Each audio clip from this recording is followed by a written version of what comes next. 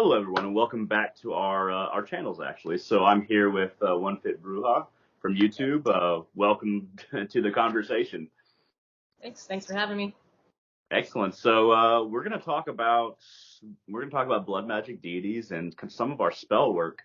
So I guess we can just dive into what a lot of people don't talk about: is spell work. I mean, well, sigil work, whatever you do with blood magic. So using your own blood, your own conception of the power of blood, how would you describe that power that it provides to spells or sigils or whatever kind of magic that you do with blood? How would you quantify that power that we add with our blood when we're doing magic? So I view any sort of viscous liquid from the body as something that you could use to enhance something that you already have. Or if you're performing any sort of domination work, a little bit of blood goes a long way. You don't need to gash yourself open and bleed all over the place. It's not necessary. Just a little bit will do. So you can either write sigils down and place the blood over it and activate it like that. You can say a simple incantation while you're doing it. The whole point is to channel and anoint with your own essence. So that energy is literally plastered onto that object that you are trying to bring into fruition into your life, whatever that working is for. You can basically do it for any working. It'll power anything. So that's how I use my blood and my sort of magic. So you can do many other things with it. It just depends on what you're trying to manifest. I also feel like it's very much an energy source. It also makes something yours. I Yeah. once read, and I've started to do this as a practice. I'll write if I want a magical tome to be mine. I'll write my name and then put my blood over it, and that kind Yeah. of that makes the tome mine. Yeah. But it's definitely a power source. Mm-hmm. It kind of emboldens whatever you're trying to do. So I do a lot of sigils with blood. Sometimes I'll write it in blood, or perhaps some kind of ink, and then I'll cast my blood upon it, rub my blood upon it, and then Right. that makes the sigil, that it kind of activates the sigil, and then it just makes it resonate with power. It's kind of like plugging in your computer to a power source. The power source Mm-hmm. being blood in this case, and so I do sigils as well. So when we're talking about actually casting the blood sigils, a lot of time I will burn them to cast them. Do you ever burn some of your blood sigils, or do you ever use your blood and then burn it on parchment or anything like that? Oh yeah, definitely. I anoint candles too. So sometimes I'll prick my finger and then I'll just make the sigil in blood without putting any ink on there. It depends how intricate the sigil is because it can take a while and then you get kind of irritated when you're doing it. Or you can simply just, if you have a quill, that can actually work too. If you can actually get more of your blood into a little tray or something and then just quill it, then that's perfect. You don't have to keep irritating yourself while you're doing it. So Yeah. that might work better for some people. But you can also make oils with it too, and then you can save that blood in that oil and then just reuse the oil. And you don't have to keep, you know, pricking yourself or cutting yourself to get that blood out of there every Yeah. single time. So that's an interesting point. So I've actually never combined. So I've never put my blood in a vial and combined it with a certain kind of spiritual oil. So I got fast luck oil. I got crown of success oil. Nice. I got shoo oil. I got a number of different kinds of oils that I use. I've never thought about combining them. Do you think that so I think that blood and oil, they don't really mix that well, but do you think that the power is still transferred into the oil by putting Definitely. by putting your blood into it? Yeah. I highly believe it is because the stuff that you already made, the oils that you have, already has your energy in it. So you're basically just enhancing it by adding a little piece of you. You can put saliva, you could do some other things to it that I'm not going to name, but blood can definitely go in there, or a little piece of your hair, something like that. Something that's from your body can go in it, whatever sort of viscous liquid you want that to be. So, yeah. So do you feel like other fluids are interchangeable with blood, or do you think that blood is one of the most powerful fluids that you have that you can use? Depending on what I'm trying to use it for, if I'm trying to diss on somebody, hex them, or curse them, or literally spitting on someone's grave is disrespectful enough, or someone that is related to them to hex them or send out spirits against them, you can do that. And that's a simple sort of hex right there. It doesn't take a whole lot of objects, just you and your energy and your guides. So So the intention is a huge part of the magic, you would say Huge then. part of it, definitely. Yeah. I feel like your blood is way more versatile to use on anything. Even though it is directly linked and it has a dominating aspect to it, you can still use it to do bad things or good things. But I feel like spitting or saliva or something can be just as effective, but I view that as more like trying to disgrace somebody in that sense. You know what I mean? But Yeah. I would suggest blood if you want versatility. Yeah. So there's a lot of people who say that blood magic is dangerous because if you leave some behind, if somebody gets a hold of it, they can use it against you, or they can work against whatever working that you're doing. So a lot of people have told me about that when I do blood work in cemeteries or graveyards, and I might leave some of mine behind. I might do a sigil on a gravestone, what have you. I also might leave it. I might burn it and leave it in ash on parchment. I haven't had any trouble with anybody being able to, obtain that and then direct it back at me. But do you think that there's any kind of danger with blood magic in that regard or some other kind of regard? I feel like a lot of people who would possibly bring that up operate more out of the fear aspect of what could happen instead of actually believing in their own energy and their own power. That has a lot to do with a lot of things, honestly. When you're working with deities and spirits, you can't be afraid of something going wrong. When you dabble in any sort of magic or practice, you can't hold that fear above your own head. You are literally lowering your vibrational output towards that stuff. So So it kind of I would poisons say no. magic. I'd say that your blood was already dominating enough and that you'd be just fine. And if you're already in the cemetery working closely with certain spirits and whatnot, then they have your back. So you are already protected. That's what I believe, but some people may beg to differ. Yeah. No, that makes sense. It is. So a lot of the fears are operating out of a sense. So operating from a motive of fear, letting it poison your work, will inherently make your work less effective and less Yeah, powerful. It's because that stops intention kind of in its tracks, yeah, you and limit yourself. Hmm. yeah, the intention kind of like forms into a fear. It's do you feel that blood work? Have you done blood work? You said in regard to curses. Have you done curses with blood your own blood before? Yeah. And do you feel like that um, gave it your own energy because of your either hatred or because that was the reason that you were actually trying to hurt somebody? Do you feel like that the blood transferred that energy well? Or is it just something that can be done through other means? Or do you think that blood is specifically powerful for curses if you know how to do it? If you, okay, there's certain things where I would say you should know how to do it, but at the same time, you can curse anybody just by literally getting upset in your own head, depending on how strong Yeah. your own energy is. So you don't necessarily have to put blood on anything unless you really want to. But the last curse I did, I bound somebody. So I ended up having an olive oil and anointing oil mixture base with blood in it. And then I slathered it all over that working to bind their energy and their own turmoil inside that working. And then I proceeded to get rid of it after the fact. But you can do things like that because it highly dominates the situation. But you don't have to. It's just a preference. I feel like it adds way more energy than if you don't. So Yeah. Yeah, that makes a lot of sense. So I don't particularly do this because I don't. I think that I think that it creates an expectation from the spirits or God or dead person, what have you. But a lot of people offer blood to the dead, to the gods, to their demons. They make that an offering that they provide to various beings that they work with. Do you think that that's safe, or is there something wrong with that inherently? I tend to not do that because it creates that expectation. But what are your thoughts on that? yeah, I know a lot of occultists tend to do that when they summon or call upon demons. I feel like if anything, you're going to call on a demon or any sort of god or goddess that entails that you need to use blood to summon them or call them forth. That you should make a sigil where you can just burn it and get rid of it. so it doesn't like hold you accountable after the fact. So you can kind of, I guess what I'm trying to say is when you call them, they're there, but after the fact that you've called them and you're done, burn it and get rid of it so there's no like cookie crumb trail after the fact. You're not leaving something open in that sense. It'll help close it off and get rid of it.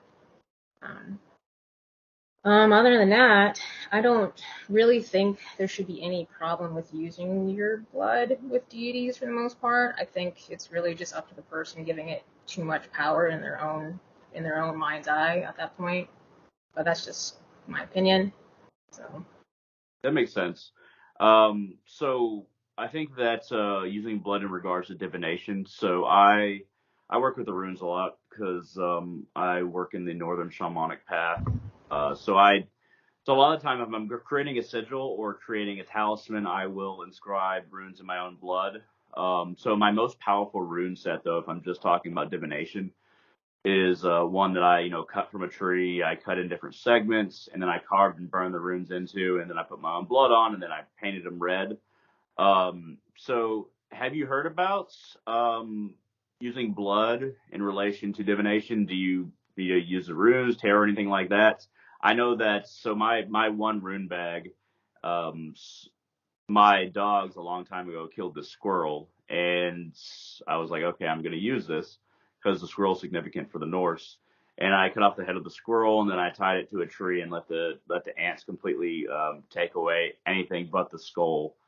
And then I thanked the squirrel. I inscribed runes upon its head, and I put it in my rune bag.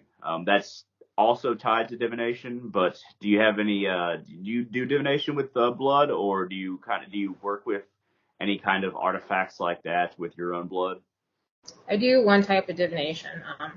I think typically they just call it water scrying, but I use blood, and I use both at the same time. So you would prick yourself. It's up to you how many drops of blood you want to put in, but I typically do 3 because I like working in threes. So I do 1, 2, 3 into the bowl of water. It depends how big you want it. The bowl that I have is like around this big. So I would fill it up with like an inch space or so, and then I watch the blood do its like cloud movements, and then I focus into that, and then whatever images come to mind is basically what I write down and record, and I go from there. So that's one method of spraying that I do with blood. It's the only one I have right now. So Yeah. Have you ever dabbled in tarot at all or anything like that? yeah, I do. I haven't been using it as much as I used to. It's something that I fall into and fall out of. I mean, I do that with little bits of my practice here and there, like something I'll call to me more than the other, and I'll stop doing that for a little bit and go to the other thing and maybe come back to it later. Yeah. But yeah, I have an Oracle deck and I have one Tarot deck. I don't really care to collect more than one because I'm not one of those people who needs to hoard all these magical things.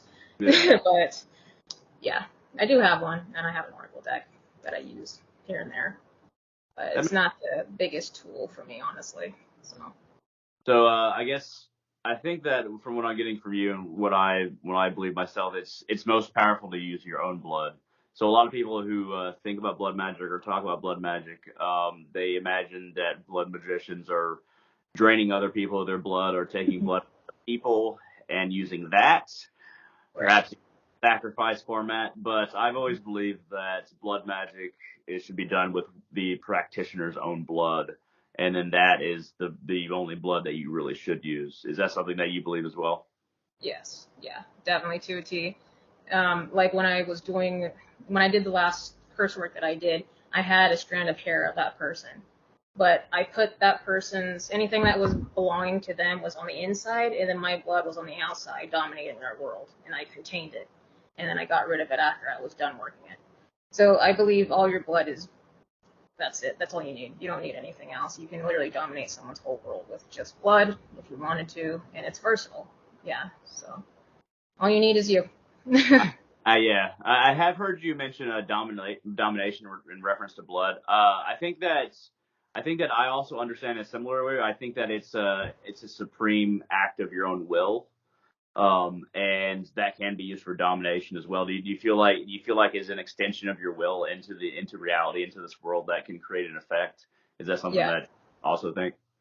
yeah, I definitely do. I believe that the blood itself coming from you is that energy that can alter somebody else's reality. You're taking you and your intentions and altering somebody else's. You're bringing it into, because inside, I believe we contain our own little universe inside of us. Our intentions and everything are all like this collective inside our fleshy vessel, and it just contains all this energy.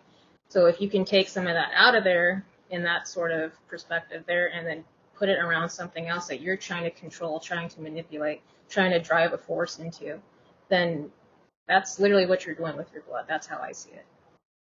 That makes a lot of sense.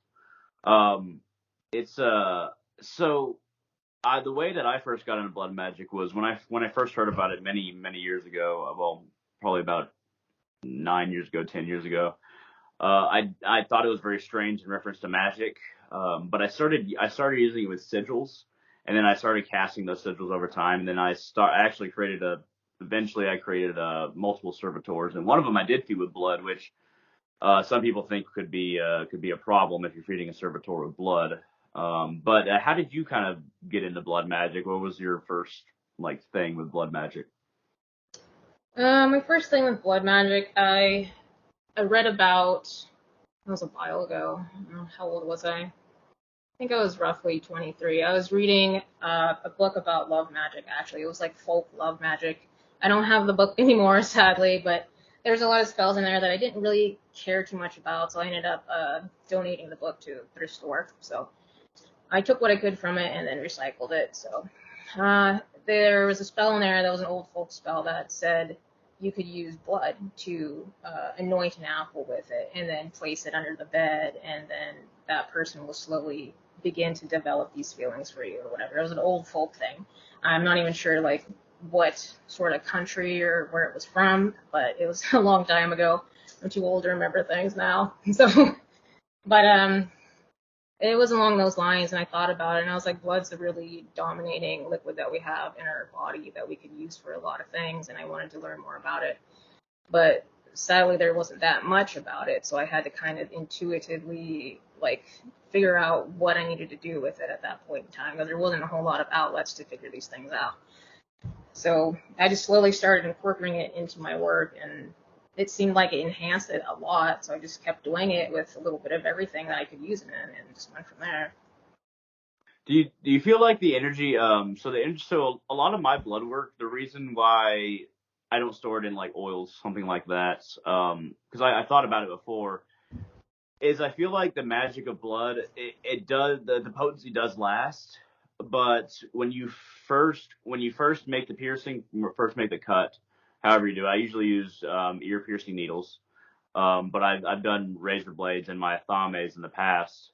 I feel like the magic is most potent right after that, and then when you're either writing the sigil, when you're writing the spell, whatever you're using it for, the blood is most potent right then. But do you think the power just kind of does stick around, and the potency does stick around, even if you let it sit for a long time, like in an oil or something like that?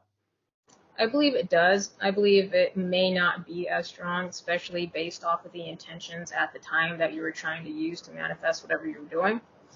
So I would agree in that sense that whatever you're trying to use your blood for at that time will probably be the most effective, because you have all the feelings and the intentions and everything is there right at that moment that you're trying to perform that magic. So that would be a prime time to use it. But if you don't really like having to draw your own blood that often every time you do spell work, you can contain a small amount of it and preserve it. You can even make it into like a dragon's blood with your own blood, sort of ink, and then you contain your blood in that, and it'll still work just as good. But that's just my opinion.